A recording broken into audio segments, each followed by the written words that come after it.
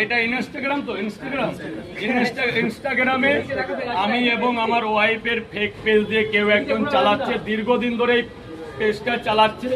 আমি এবং আমার পরিবারের সদস্য দিয়ে ছবি তুললেই ওর যেটা এডিট করে ছেড়ে দেয়।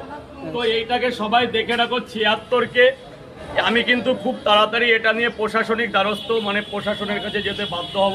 কারণ আমি কোনো ইউটিউব করি না, আমি কোনো ইনস্টাগ্রাম করি না, আমার একটাই ফেসবুক পেজ আছে, তোমরা জানো, রাজুদার পকেট পাওয়াটা। কিন্তু এসবগুলো কিন্তু কোনো ঠিক না। এই যে আমি দেখালাম অন ক্যামেরায় পরিবার নিয়ে এগুলো তুলছে, এরপর আমি কিন্তু সাইবার ক্রাইমে আমি আমার এগুলো নিয়ে এফআইআর করতে বাধ্য হব এবং প্রশাসনিক যেটা ভালো হয় সেটা করতে কিন্তু ভালো হবে।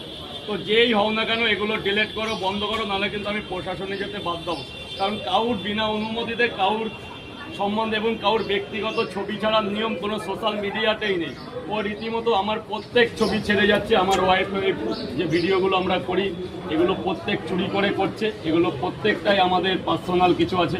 তো এরকম করতে থাকলে এরপর কিন্তু আমি এই যে একটা যে আমি কিন্তু প্রশাসনিকের কাছে যেতে বাধ্য হব। এটাই কই